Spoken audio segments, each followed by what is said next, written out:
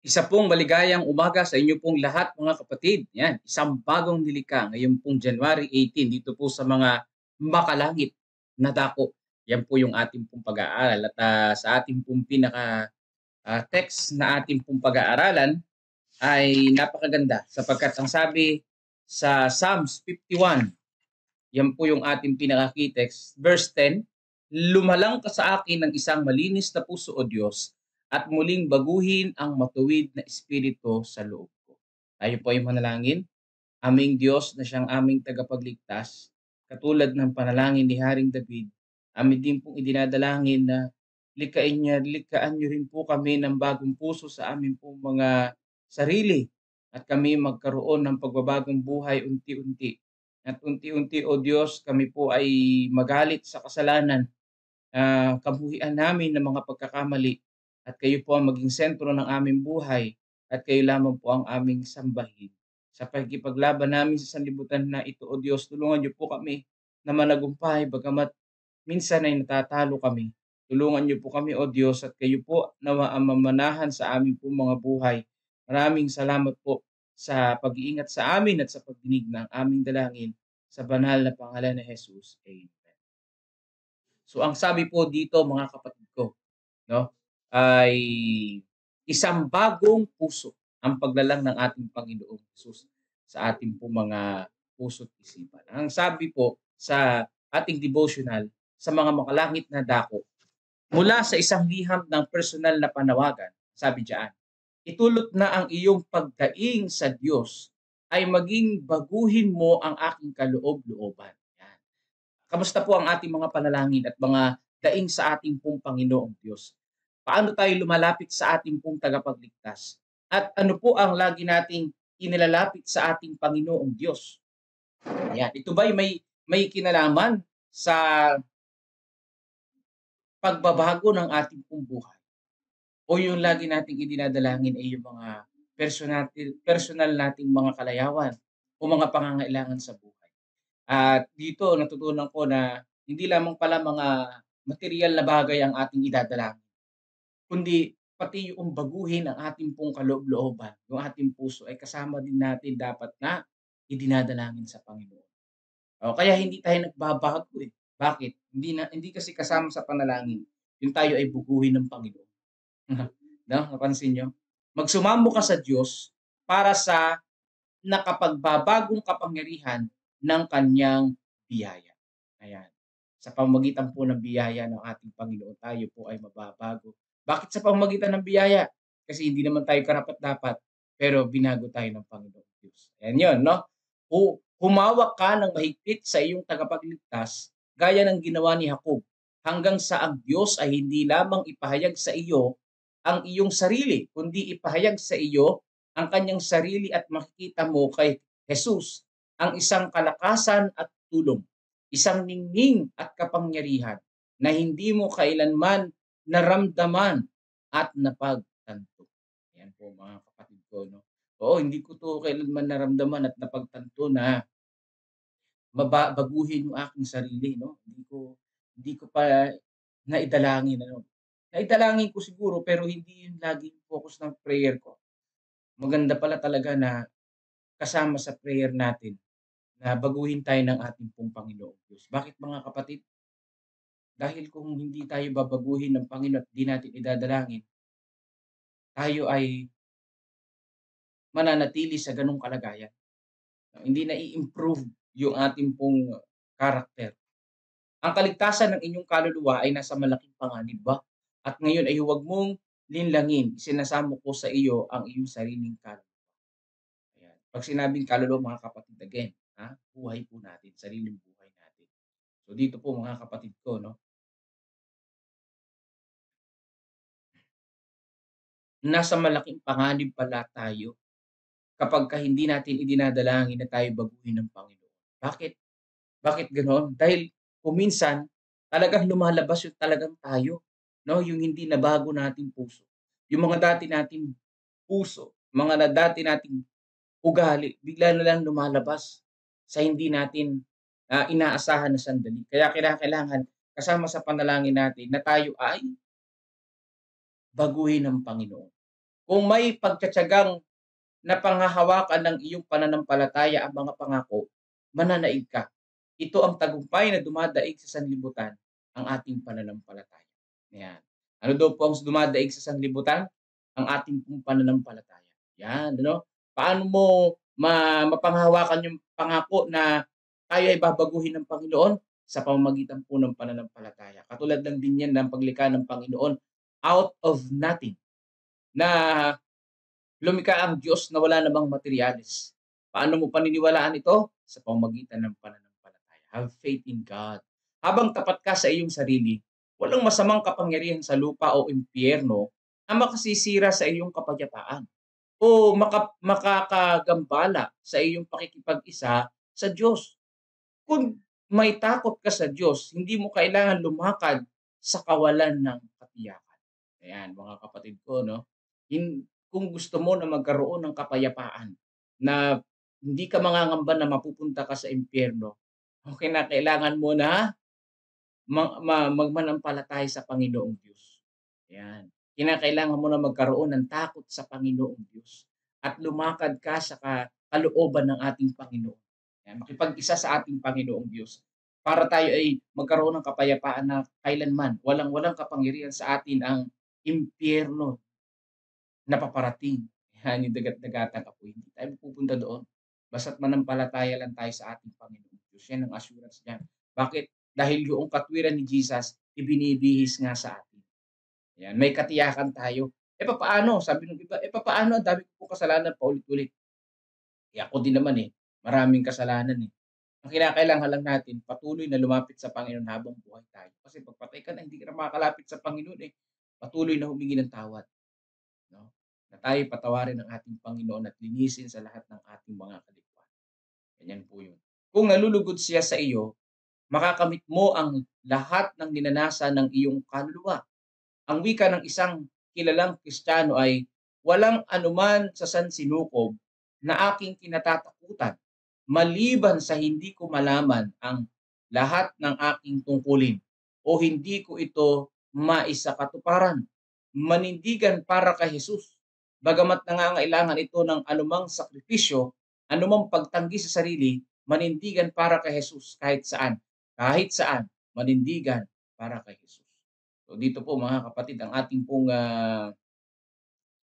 pong sanlibutan, ang ating pong buhay ay nakapalibot ang lahat ng mga puwedeng instrument o puwedeng pangyayari na tayo ay mapawala sa pananampalataya at malayo sa ating Panginoong Diyos. Kahit anong bagay mga kapatid, no? Kahit saang pagkakataon. Pero dito mga kapatid ko, no, ang sinasabi ng ating devotional sa mga makalangit na dako na ang payo sa bawat isa sa atin, ang sabi po ay manindigan, manindigan kay Jesus. Kaya may kanta, no? Manindigan kay Jesus. Manindigan sa ating Panginoon kahit saan, kahit saan, kahit saan, kahit saan. Kasi minsan, dito sa isang lugar, naninindigan kay Jesus. Pero sa isang lugar naman na hindi na. Sa isang pangyayari na ito, naninindigan kay Jesus. Sa ibang pangyayari, hindi naman naninindigan kay Jesus. Yan ang mahirap diyan. O hindi tayo consistent. Dapat consistent tayong ah, stand up for Jesus. Ano? Consistent tayo naninindigan sa ating Panginoong Hesus. Dahil kung hindi tayo maninindigan sa ating Panginoong Hesus, walang mangyayari sa ating pong buhay, mga kapatid. Gawin mo ang lahat ng iyong gawain na parang nakakakita ka sa kabila ng tabing at ang mata ng Diyos ay nakatutok sa iyo na inaalam ang bawat pagkilos. Ayan. Ano po ang dapat gawin? Gawin ang lahat ng gawain, yan, dahil ang mata ng Panginoong Diyos nakatutok sa atin. No? Ang mga anghel ay nakatingin sa atin. At lalo lang nakatingin sa atin ang Panginoong Diyos. Nako, aking dalangin na sa lahat ng aking ginagawa, sa lahat ng aking sinasabi, lagi ko dapat iisipin na ang Panginoong Diyos nakatingin sa akin. Di ba kapag may nakatingin sa iyo na ibang tao, hindi ka pamilya mo. Di ba pag may nakatingin sa iyong ibang tao, alam mong nandoon ka sa public, di ba pino ang iyong pagkilos? Di ba iniingatan mo yung mga sinasabi mo. Iniingatan mo yung gawa mo kasi kita ka ng public. Maraming taong mga nakakakita sa'yo. Pero 'pag ikaw na lang mag-isa, sige gawin mo lahat ng gusto mo. Pero mga kapatid, kahit pala tayo nag-iisa at wala tayong nakikita, meron palang nakatingin sa atin. Naku, patay. Meron palang nakatutok sa atin. Yun ay ang ating Panginoong Diyos. Wow, 'no? Wow, mga kapatid. Aking dalangin na sa tuwing ako'y gagawa ng pagkakamali o pagkakasala, ating dalangin mga kapatid na maalala natin na nakatingin ang Diyos sa atin. Hindi ba nakakahiya na habang ginagawa natin yung pagkakasala na yun, nakatingin ang Panginoong Diyos sa atin. Tapos mamaya hihingi tayo ng tawad sa Panginoong Diyos. Panginoon, patawarin niyo po kami, 'no? Oo, yun ang ating dalangin mga kapatid, 'no, na ang Panginoong Diyos nakatingin sa atin. Yun ang maalala natin sa panahon na tayo nandun na sa kumunoy, 'di ba? Binili ka niya ng kanyang sariling dugo at kapag kailangan mo ng kanyang tulong, tumawag ka sa kanya at matatanggap mo ito. Sa puntong iyon, titindig si Jesus para sa'yo. Yun ang yun ang nakakaantig ng puso, ano? Tayo na nagkasala, tayo na paulit-ulit ang ginagawa, tayo na aware naman tayo, alam natin na ang Panginoong Diyos nakatingin sa atin, nagkasala pa rin tayo. Pero ang sabi po dito, kung kailangan natin ng tulong, tumawag tayo sa Panginoon at ang Panginoon ay titindig para sa atin. Kung talagang tunay na nagsisisi at lumalapit sa Kanya. Ayan. Then, hindi naman natin madadaya ang Panginoon, of course. Alam ng Panginoon ang nasa puso natin. If 'Di ba? Alam niya ang ating pinagkagagawa buong maghapon, buong magdamag. Alam ng Panginoong Diyos 'yan. Alam ng Panginoon na nasa puso natin. Kaya dito mga kapatid ko 'no, hindi natin madadaya ang Panginoon. So, para yun nga ang technique, para nga hindi tayo magkamali at magkasala na, lagi nating isaisip nakatingin ang Diyos sa atin. At hindi lang ang Panginoon, may mga anghel na nakikita tayo. Bakit may mga anghel na nakikita tayo? Eh, hindi naman kasi powerful yung mga anghel, 'di ba? Hindi naman sila omniscient. Yung mga anghel lang na nakatutok sa atin, yun lang yung nakakakita sa atin, 'di ba? Pero ang Panginoong Diyos kita niya. Alam niya ang lahat ng mga nangyayari sa sanlibutan. Itulot na ang iyong maikli at walang katiyakang buhay. Ba, matindi ano? Ang ganda nitong devotional na ito. Makalangit na dako. Anong sinabi? Ang maikli at walang katiyakang buhay ay maging patuloy na paghahanda para sa hinaharap na walang hanggan. Yan ang tunay na investment, mga kapatid. Yan ang sabihin mo kay Chinkitan. Yan ang tunay na investment. Hindi lang yung mga kayamanan sa sanlibutan. Kung sa business, paldo ka dito, ay malaki ang tubo mo dito. Biruin mo, maikli at walang katiyakang buhay. Ayan na. Ang kikitain, buhay na walang hanggan. Ba, grabe ano. Yung buhay natin na maikli at walang katiyakan, pwede mong ipuhunan na magkaroon ng buhay na walang hanggan. Basta yung maikli at walang katiyakan mong buhay, ilagak mo sa Panginoong Diyos at ang Panginoon ay magbibigay sa iyo ng buhay na walang hanggan. Basta tunay na mahal mo ang Panginoong Diyos. Tunay na lumapit ka. Hindi mo naman dadaya ang Panginoon eh. Biruin mo, maikli at walang katiyakang buhay. Abay, tubo ka. Buhay na walang hanggan. Saan ka pa? 'Di ba? Walang ganyan sa mundo. Walang ganyan. Yung tinuturo nilang investment na kikita ka ng malaki, eh, wala yan, talo yan dito, buhay na walang hanggan, eh. Eh, yung pera na kikitain mo, mauubos lang din yan, malulustay lang din yan, eh. Pero yung maging masaya ka, yung ikaw magkaroon ng buhay na walang hanggan, eh, napakaganda, 'di ba? Pinahihintulutang dumating sa atin ang tukso upang matuklasan ang karakter na ating tinataglay at pabutin ang ating mga depekto. Ayan po mga kapatid ano, pinahihintulutan mga kapatid. At ang sabi po dito mga kapatid ko, pinahihintulutan dumating yung mga tukso para daw matuklasan ang karakter na ating tinataglay. Ayan, para yung po mga depekto makita natin at yun ay maidalangin natin sa Panginoong Diyos, yung pala yung purpose. Ano? Yung mga tukso na dumarating, hindi lang pala yun sinalayan ng Panginoon, hindi lang para sa wala. Kung ang kaaway ang purpose niya na tuksohin ka, mapalayo ka sa Panginoong Diyos, mapalayo tayo sa Panginoong Diyos, ang Panginoon iba naman. Yung mga tukso na pinahintulutan ng Panginoon na dumating sa buhay natin, yung mga pagsubok na dumating sa ating buhay, yan pala ang purpose ng Panginoon para manalangin tayo sa Kanya. Yung pala yun ang purpose ng Diyos.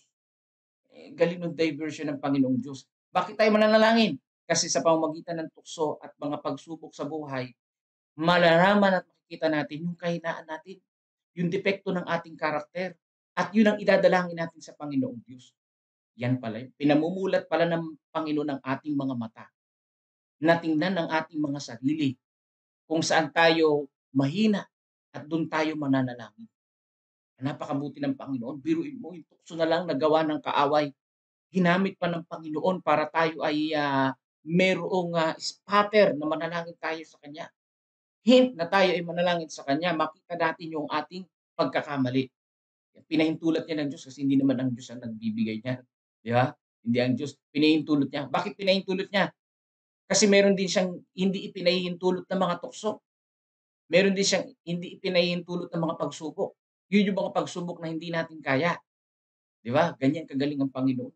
Ganyan nagmamahal ang Panginoon Diyos sa atin. Kaya pag may dumating pagsubok sa atin at mga tukso, huwag natin sisihin ang Panginoong Diyos. Yan na lang yung tukso, pagsubok na pinahintulot ng Diyos na pinakamahina na dapat na dumating sa iyo. Kasi kung hindi yan yung pinahintulot ng Diyos, mas matindi pa dyan yung pagsubok na daranasin natin. Ayan, kaya pasalamatan natin ng Panginoon sa dumarating sa ating mga problema. Di ba? Dahil yung problema na meron tayo ngayon, yun na yung pinaka mahina na pinahintulot ng Panginoon. Oh. Kasi sisihin mo ang Panginoon. Ay, wag na. Yan na nga yung pinakamahina. Yan na yung pinili ng Panginoon eh. Oh. Yan na yung pinahintulot niya na mangyari sa buhay natin. Dahil kung hindi sasalain yun ng Panginoong Diyos, wala na tayo. Gutay-gutay tayo sa mga pagsubok. Abay, matindi yun. Pero mo, may shield pa tayo sa Panginoon. Kaya nga ang ating buhay sa sanlibutan na ito na maikli at walang katiyakang buhay, kapag nanampalataya tayo sa Panginoong Diyos, ay tayo'y panalong-panalo mga kapatid. Guided, shielded pa tayo ng Panginoon. Biruin mo, guided ka na, protected ka pa ng Panginoon, may assurance ka pa ng buhay na walang hanggan. Oh, yung Sun Life maganda. Kapag ka ikay nag-subscribe diyan, ibig sabihin ikay pa-insured ng iyong buhay. Pero ang tunay na insurance, mga kapatid, ito sa Panginoon. Di ba? Ito sa Panginoon. Yung maikli at walang katiyakang buhay, magiging tiyak sa Panginoong Diyos at magiging mahaba. Hindi lang basta mahaba, walang hanggan. Yan. May mga patuloy na pag-aalok upang magkasala na nagbabalat kayo upang linlangin at akitin ang kaluluwa tungo sa kapahamakan. Totoo yun. No? Magbabagong anyo si Satanas bilang anghel ng liwanag at patuloy siyang nagbabalak na agawin sa Diyos ang kanyang kalwalatian sa pagkawasak. Ayan. No? Sa pagkawasak ng mga kaluluwa. So ang kaaway nagbabalat kayo mga kapatid. Maaari magbalat kayo siya sa iyo. Magbalat kayo siya sa mga taong nakapaligid sa iyo. Huwag kang papaapekto. Huwag kang papaapekto. Manatili ka sa Panginoon. Sa Panginoon ka tumingin. Maaring yung kaharap mo, kaya ka natitisod. Ginagamit ng kaaway para ikay tisuri. Diba? Ay, ganoon yun eh. Nagbabalat kayo ang kaaway. Pwede magbalat kayo ang kaaway. Pwedeng hindi natin alam. Yun na pala. Natisod tayo. Ay, ayoko na magsimba dyan. Nandito si ganyan, nandito si gano'n. Yung pala si Satanas talaga. Di ba? Kailangan manindigan sa Panginoon. Tumingin sa ating Panginoon at hindi sa tao para hindi tayo mapahamak. Yan. Nakikiusap ako sa iyo, alang-alang sa iyong kaluluwa, na labanan ang dyablo upang siya ay lumayas sa iyo. Ikabit mo ang iyong walang magawang kaluluwa sa Diyos. Ayan. Ano po? Yung pong kaluluwa natin. Tayo mismo, pag sinabing kaluluwa, tayo mismo na walang magawa, ikabit natin sa Panginoon. Hindi natin kaya ang kaaway, mga kapatid. Surrender tayo dyan. Ang tanging kasama at kalakasan natin ay ang ating pong Panginoon Diyos. We are helpless. Pero sa Panginoong Diyos may pagtatagumpay. Yan. Helpless tayo kasi hindi natin kayang baguhin ang ating sarili. Kaya sabi sa dito sa awit 51:10, lumalang ka sa akin ng isang malinis na puso, O Diyos, at muli mong baguhin ang matuwid na espiritu sa loob ko. Paano na ipanalangin ito ni Haring David? Dahil doon sa mga pagsubok, mga problemang pinahintulot ng Diyos na dumating sa kanyang buhay, na-detect niya yung depekto ng kanyang karakter at siya ay nanalangin. Napakaganda, ano? Napakaganda. Ang Panginoong Diyos ang gumagawa ng paraan para tayo ay patuloy na lumapit sa Kanya. No? Kaya ang ating dalangin mga kapatid, unahan na natin. No? Unahan na natin itong, unahan na natin, i-advance na natin, gaya na natin si David. Hindi na natin dapat maranasan pa yung naranasan ni David na namatayan ng mahal sa buhay bago niya maipanalangin ito. Unahan na natin. Dumalangin na tayo ngayon sa Panginoong Diyos na mabago ang ating pong mga puso. Di ba? Ating pong mga puso na maging matuwid ang ating pong mga buhay ayon sa kalooban ng Panginoong Diyos. At yun, ang natutunan ko dito, yung takeaway ko dito, Brother Melvin Villasano, ay yun nga, nakatingin ng Diyos sa atin. Maging aware tayo. No? I-automatic natin sa isip natin, kung may nanakawin ka, ako nakatingin pala ang Panginoong Diyos. Kung ikaw ay mumura, ay, nakatingin pala ang Panginoong Diyos sa atin. Di ba? I-public eh. So yun mga kapatid ko. No? So ngayong umaga ay akong pinapasalamat na ang aking misis ay malapit na siya sa Romblon. Nakarating na siya ng Romblon ngayon. Salamat sa Panginoon at siya ay safe. At gayon din, pinapasalamat ko ang buhay na pinagkaloob o pinahiram sa katauhan ni Tintin, yung baby Tintin, pinahiram siya sa kanyang mga magulang. Ayan. At pinapasalamat ko din sa Panginoong Diyos na mabuti yung kalagayan ng aking mga magulang. Okay naman sila.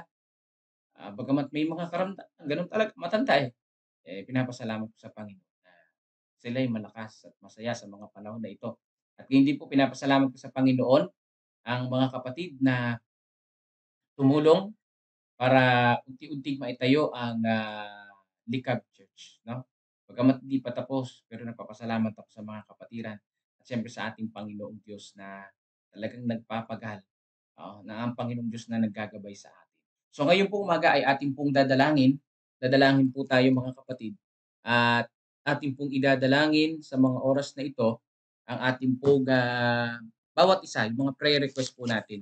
At tulungan nawa tayo ng ating Panginoon na magawa ang lahat ng mga bagay na ito at lalo na itong nakalagay sa awit 51:10. So tayo po ay mag-type ng ating pong mga prayer requests at pagkatapos po nun ay ating pong sasama sa panalangin sa pamagitan ni Brother Melvin. No? Pero bago yon, pakinggan po natin ang awit na ito, papuri sa ating pong Panginoong Diyos. Muli po, magandang umaga po sa inyo pong lahat.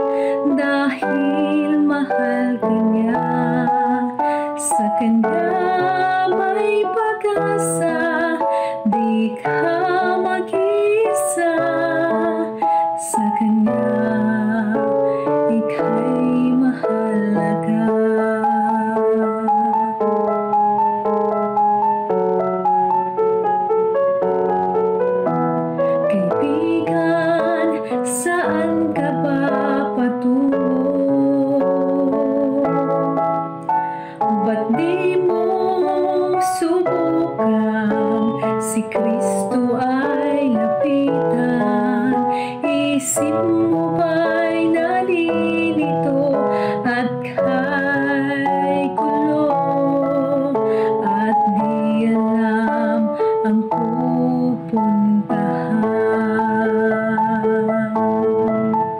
Sa Kanya may pag-asa, buhay mo'y mahalaga.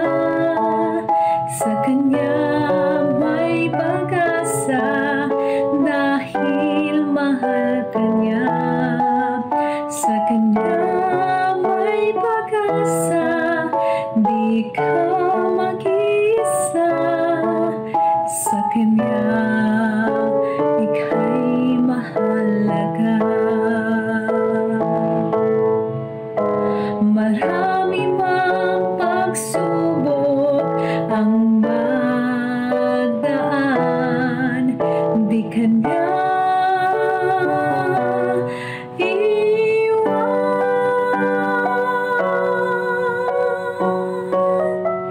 Sa Kanya may pag-asa, buhay mo'y mahalaga. Sa Kanya may pag-asa, dahil mahal ka niya. Sa Kanya may pag-asa, di ka mag-iisa. Sa Kanya ika'y mahalaga. Sa Kanya tayo'y mahalaga.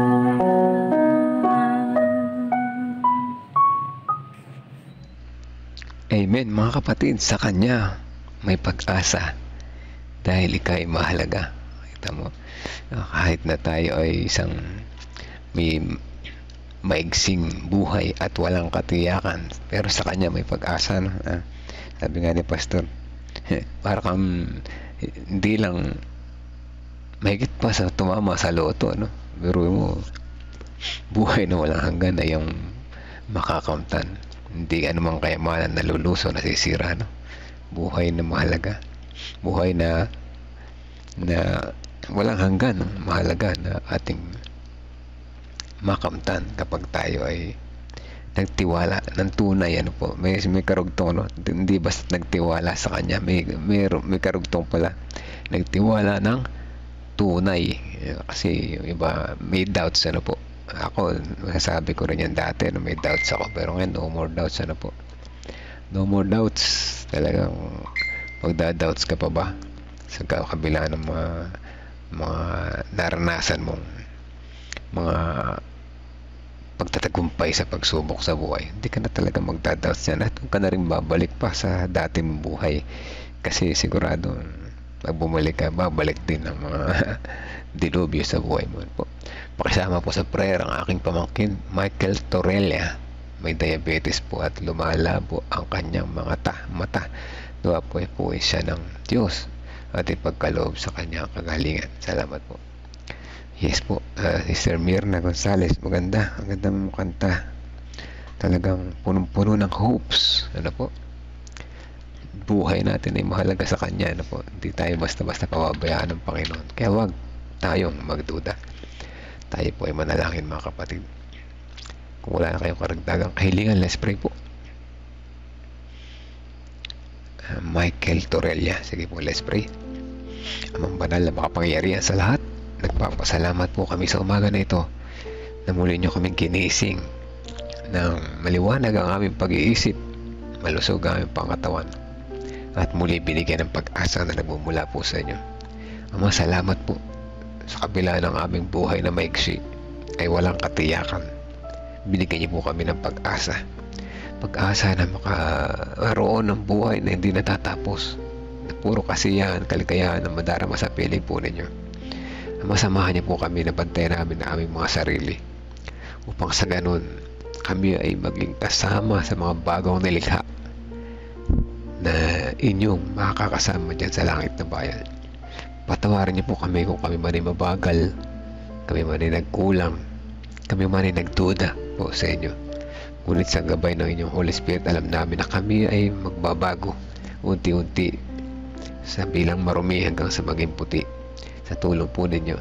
Salamat sa bawat umaga na mga gabay at lesson, patuloy na tumatatak sa aming buhay. Patuloy na aming naaalala at na nadarama ang inyong pagmamahal. Sa magpapatuloy na isnahin po isama sa panalangin ang pamangkin ni Ate Bebe Maricel Velasquez na si Michael Torella. Siya po ay may karamdaman sa diabetes at lumalabo ang kanyang paningin. Mahipuin po siya sa kanyang magaling ng inyong mapagpagaling na kamay. Ipaunawa sa kanya ang proper na dapat niyang gawin upang makatulong sa kanyang pagpapagaling.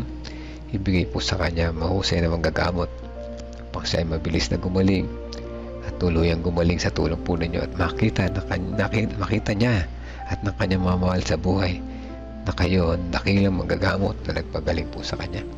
Sa pagpapatuloy, nais namin isama sa panalangin ng pagpapasalamat ni Pastor at si Ma'am Karina ay nakarating na ng Romblon at malapit na roon sa kanilang bahay. Kahit patuloy nawa silang iingatan sa kanyang pagbabiyahe pa rin at patuloy na comfort ang aming dalangin sa kanyang buong pamilya. Sa kabila ng maiksing buhay na nakasama nila si Tintin ay sila ay naging masaya, kaya nagpapasalamat sila at alam namin na kayo po nakakalam ng best para sa lahat, kaya ito nangyari. Kaya salamat sa inyong patnubay at gabay. Madali kami nakakaunawa ng mga bawat bagay. Pagpapatuloy po nais namin isama sa panalangin ang mga kapatiran na tumutulong dyan sa likab church building at naway patuloy silang bigyan ng sapat na kanilang mga pangailangan at maitayo na mabilis ang simbahan po na ito. Pasalamat din po ni Pastor para sa kanyang mga parents na medyo maayos na ang kanilang pakiramdam, ngunit patuloy pa rin sa pagpapagaling. Ingatan pa rin po sila at isama kasama namin sa panalangin araw-araw na sila ay patuloy na lumakas sa bawat umaga.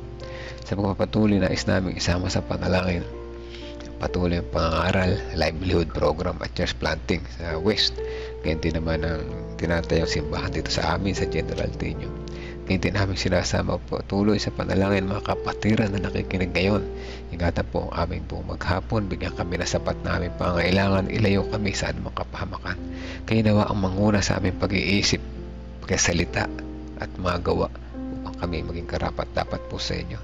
Nawa mabantayan namin ang aming mga sarili na hindi kami magkamali at magkaroon ng katiyakan ng aming buhay. Patuloy namin sinasama sa panalangin na may mga karamdaman, mga nagre-recovery. Si Pastor Alex Rigorno ay may balik ang kanyang magkasalita. Kaya din si Kuya Bobby, si Ate Lorna sa kanyang kalakasan. Kaya din si Ate Gigi Concepcion, Gregorio Santin, si Tatay Pentong, si Kuya Mike Pablo, si Kuya Jerry Borbon, palakasin lawaya sa araw-araw sa kabila ng kanyang kalungkutan.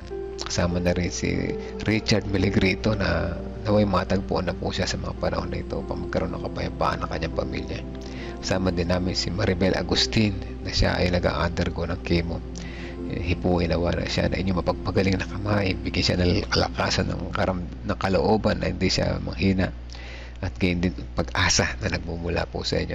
Sama din namin si Heidi De Leon. Pagalingin niyo po siya, Ama, sa kanyang karamdaman. Makita niya na siya na kayo ang dakilang manggagamot na handang tumulong sa amin anuman ang aming mga problema at anuman ang aming mga status ng aming buhay sa ngayon.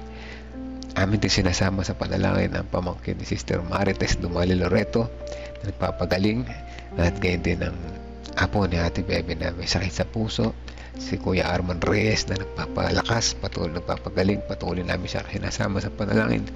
Reynaldo Eusebio na lubos niya makilala po kayo na tunay na dakilang Diyos na manlalalang at magagamot. Si Ding Bautista kasama din po namin sa panalangin. At si Pinay Eugenio Javier, si John Paul Cheng, ganyan si Jinjin, si Sister Wendy, at Sister Percy, Sister Risa Enriquez, Sister Aimee Kilantang, si Ate Grace Amano, Ate Esther Lopez, Brother Benjamin, si Brother Monty Gamboa, Marilita, si Dayan, si Pichin, si Renato Santos, Romnick Francisco, Olivia Rebecca Francisco, Precious Cabasog, Princess Jorquina, si Ares, si Sister Nena, Tia Ning, si Tia Aurora, si Alice, Ate Sally Sanchez, Sister Janet Otibero, Gina de Guzman, Arturo Duque at Erlinda Duque. Ang mga kapatiran po na ito ay patuloy na aming sinasama sa inyo sa panalangin at naway patuloy na ipagkaloob sa amin ang aming mga pangailangan, ang aming kagalingan at higit sa lahat ay isama niyo po kami sa mga may mga babagong nilikha, na kami maging isang bagong nilikha upang kami maging kasama riyan sa langit na bayan. Maraming salamat po, Ama, sa pagtinig sa aming panalangin. Patawalan niyo po kami sa aming nagawang pagkukulang at pagkakasala. In Jesus' name we pray. Amen. Amen. Muli po mga kapatid, magandang umaga po sa lahat at salamat sa pakikinig, salamat sa prayer warriors at good morning din po sa mga kapatiran na ngayon pala naka-join at maaga tayo nagsimula dahil may lakad kami ni Pastor at although hindi kami magkasama pero nagkataon na may lakad ako, may lakad siya, nag-record na siya kanina pa at medyo na-late ko nga lang i-start pero ganun pa man. Good morning po sa inyo, Sister Elizabeth, Sister Percy, Ate Bebe, Kuya Melchor, ayan, good morning po. Pinakita ko dito ang pangalan kanina. Kuya Dani, kamusta po? Good morning po sa inyo. Meron pa dito isa. Nawala. Sister Aurea Malihor, salamat po ulit sa pakikinig. At si Maisha Duque, magandang umaga po sa inyo, ma'am. At welcome po sa Discipleship Ministry. Kayo po ay iniimbitahan ulit pabalik na makinig. Pero hindi si Pastor yung nag-i-invite po sa inyo. Ano po? Hindi rin ako, kundi si Jesus ang nag-i-invite po sa inyo. Naway ang kanyang imbitasyon na ating pang-araw-araw na devotional ay ating pakinggan upang tayo ay mabless sa bawat araw. Tayo ay ma-remind sapagkat tayo mga nakakalimot. Tayo ay ma-remind pagkat tayo mga nakakatulog. Tayo mabless sa bawat umaga. God bless po sa bawat isa.